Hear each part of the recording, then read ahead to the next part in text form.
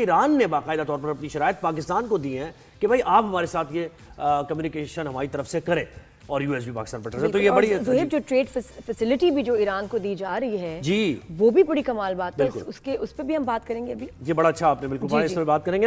ہمیں جوائن کیا ہے lieutenant colonel retired Abid Latif صاحب نے, ڈیفینس انالسٹ ہیں. عابد صاحب گڈ مارننگ, ویلکم کرتے ہیں شو پر. آپ کو کیسے ہیں؟ جی بہت شکریہ جی مجھے انوائٹ کرنے کے لیے, thank you, very kind of you. Thank you sir, thank you.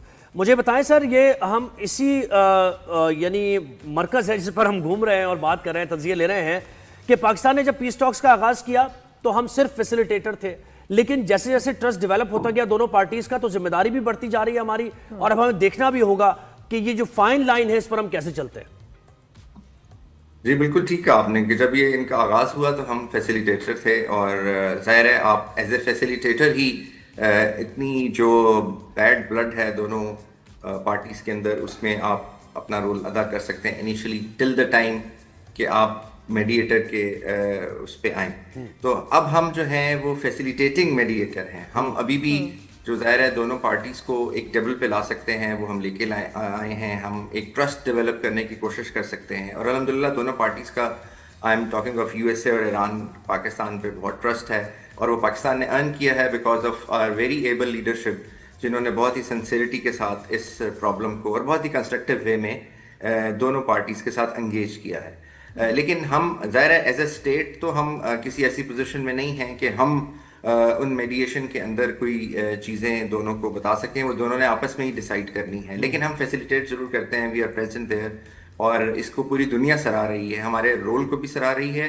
اور جو سب سے بڑی بات ہے آپ نے دیکھا ہوگا بیچ میں جب بھی اس میں تھوڑا سا گیپ آیا تھا, تھوڑا سا ایک اسٹیل میٹ آیا تھا, آئی وڈ سے چلے میں اسٹیل میٹ کا لفظ یوز کر لیتا ہوں, تو اس میں پھر ہمارے جو دوست ہیں انڈیا اور ان کے جو دوست ہیں اسرائیل, انہوں نے کہنا شروع کر دیا کہ جی پاکستان جو ہے وہ میڈیشن ڈائلما میں چلا گیا ہے, meaning there by that one of the party thinks that Pakistan is taking side of the other party.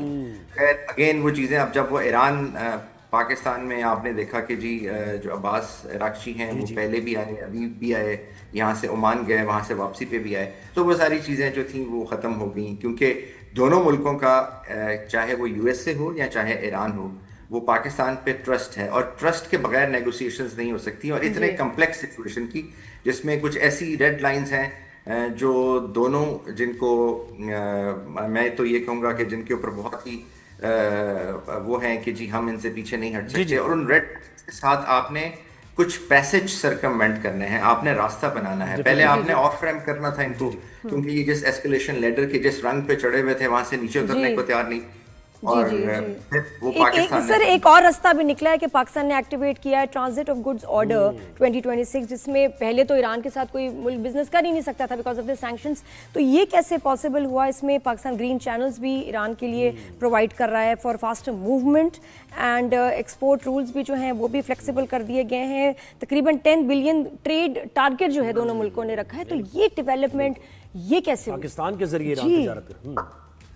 دیکھیں جی اس کی ہسٹری تو ہے, آپ کو پتہ ہے پہلے آر سی ڈی کا معاہدہ جو 60s میں ہوا تھا جس میں پاکستان, ایران اور ترکی تھے, کیونکہ یہ بیسکلی یورو ایشین لینڈ ماس ہے جس کو آپ نے لنک کرنا ہے.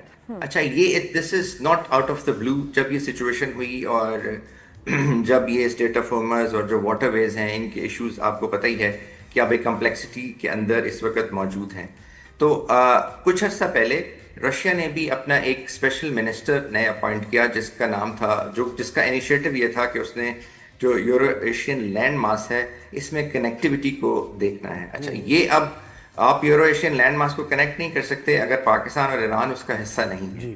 سو اگر آپ اس کانٹیکسٹ میں دیکھیں تو ایک آلریڈی ڈیزائر تھی, ایک آلریڈی ہسٹری ہے 60s میں جو پاکستان کی, ایران کی اور ٹرکی کی تھی, اور ایک اب جیو پولیٹیکل کمپلشن ہے. کیونکہ اگر ایران دیکھیے اب جس سٹیج کے اوپر ہیں جو نیگوسیشنز چل رہی ہیں تو there are 100% there is a likelihood کہ ایران کے اوپر سے سینکشنز جو ہیں وہ ہٹ جائیں گی, کیونکہ that is the minimum which will be done. کیونکہ اس سے جو ایون جو مشکل معاملات ہیں جیسے اسٹیٹ آف ہارمز کا معاملہ ہے, نیوکلیئر ایشو ہے, ایون وہ حل ہو جائیں گے.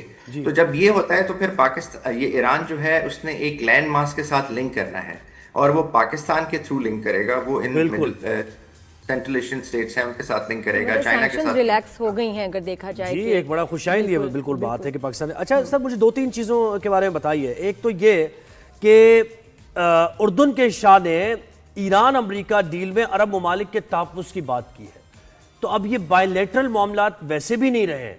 अगर हम पाकिस्तान के को कह रहे हैं कि किरदार बढ़ गया है, फैसिलिटेटर से बढ़ गया है, तो अरब ममालिक भी इसमें अब आ चुके हैं और वो बाकायदा तौर पे कह रहे हैं। उर्दन के शाह का कहना है, इसका मतलब है सऊदीया से और कहीं इधर उधर से ये बात आ रही है कि हमें भी इसमें इंक्लूड किया जाए और हमारे भी फ्यूचर को सेफगार्ड करने की इसमें बात की जाए।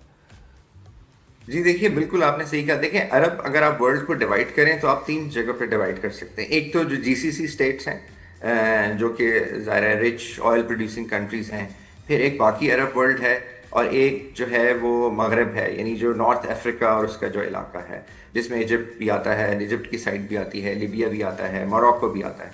सो ये जो अरब वर्ल्ड है, ये सारी की सारी, इसमें जो अरब क्वेश्चन है वो सारे का सारा बेस्ड करता है इजराइल के ऊपर।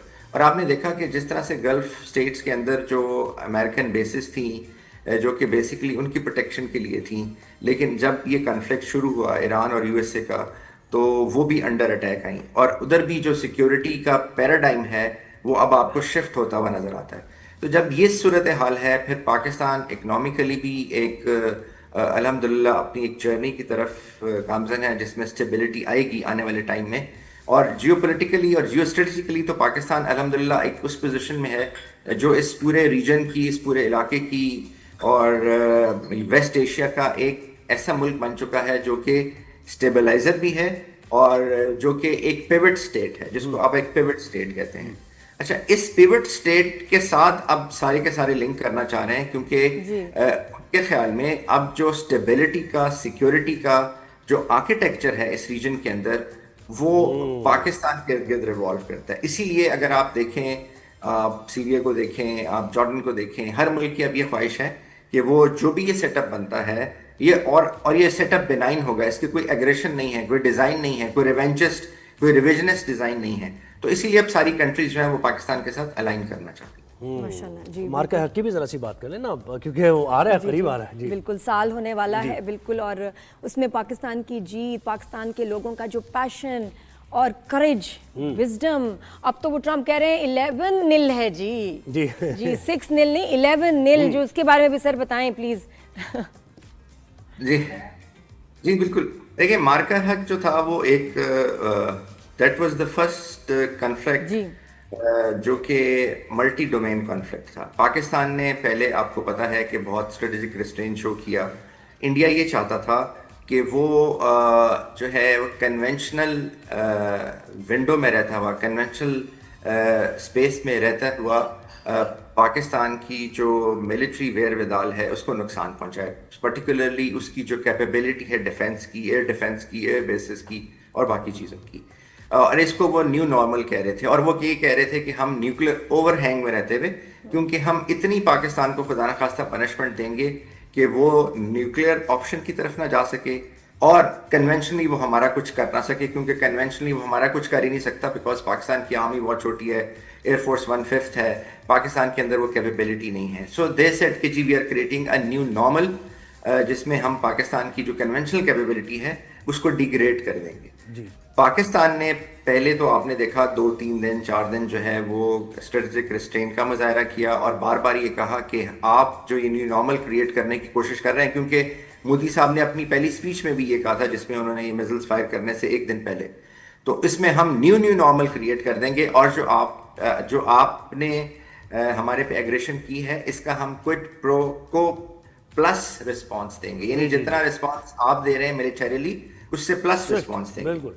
लेकिन वो शायद उनका अंदाजा नहीं था। फिर जब पाकिस्तान ने जैसे रिस्पॉन्स दिया, आपको पता है 45 मिनट्स के अंदर 7 जहाज गिरा दिए, जो बेसिस थी जहाँ से पाकिस्तान पे अटैक किए गए थे, जहाँ से मिसाइल फायर किया गया था उनको डिस्ट्रॉय कर दिया गया, जो बरामोस के जो जहाँ पे उनके स्टोरेज थी उसको डिस्ट्रॉय कर दिया गया, दिल्ली के ऊपर आपके ड्रोन्स फिर रहे थे, सारा इलेक्ट्रिक ग्रिड जो था इंडिया का वो बंद हो चुका था, ट्रेन का सिस्टम रुक गया था। सो पाकिस्तान ने जो मल्टी डोमेन है वो डेमोन्स्ट्रेट करके दिखाई, और वहाँ से फिर पाकिस्तान का जो स्टेचर है as a responsible state, as a state which can play its role in the stability of the region, وہ اسٹیبلش ہوا اور پاکستان کی جو ملٹری پرویس ہے وہ بھی اسٹیبلش ہوئی. بالکل. جی جی سر، بہت شکریہ lieutenant thank you colonel very much. Retired Abid Latif sahib, آپ نے وقت دیا.